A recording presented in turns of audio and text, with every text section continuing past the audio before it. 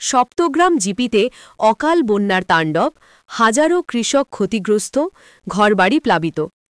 ধলাই ও সম জেলার সপ্তগ্রাম গ্রাম পঞ্চায়েতের বিভিন্ন গ্রামে অকাল বন্যা দেখা দিয়েছে। লাগাতার বৃষ্টিপাতের ফলে রুকনি নদীর জল উল্টো দিকে প্রবাহিত হয়ে গ্রামাঞ্চলে ঢুকে পড়েছে। হঠাৎ করেই এই জলবৃদ্ধির কারণে হাজার হাজার কৃষকের সোনালি ধানের ক্ষেত প্লাবিত হয়ে নষ্ট হচ্ছে।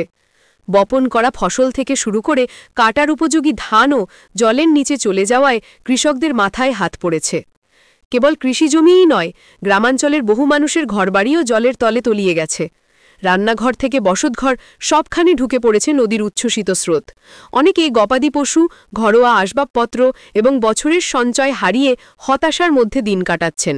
পরিস্থিতি এতটাই ভয়াবহ যে সাধারণ মানুষ ঘরছাড়া হয়ে উঁচু স্থানে আশ্রয় নিতে বাধ্য হচ্ছেন। স্থানীয় বাসিন্দাদের অভিযোগ, হঠাৎই অকাল বন্যার জন্য যথাযথ প্রস্তুতি ছিল না। গ্রামের পর গ্রামের মানুষ এখন বিপাকে পড়েছেন।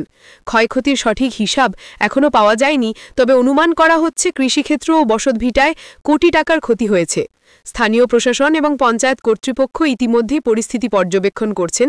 ত্রাণ ও উদ্ধারকার্য শুরু করার আশ্বাস দেওয়া হয়েছে। তবে কৃষক সমাজের আশঙ্কা, এই বন্যার প্রভাবে আগামী মরশুমে খাদ্য উৎপাদনে মারাত্মক প্রভাব পড়বে।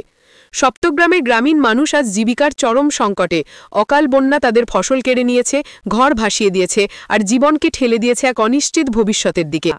আরজানপুর, লোকনাথপুর, পশ্চিম সপ্তগ্রাম সহ আশেপাশের বহু গ্রাম ইতিমধ্যেই তলিয়ে গেছে বন্যার জলে।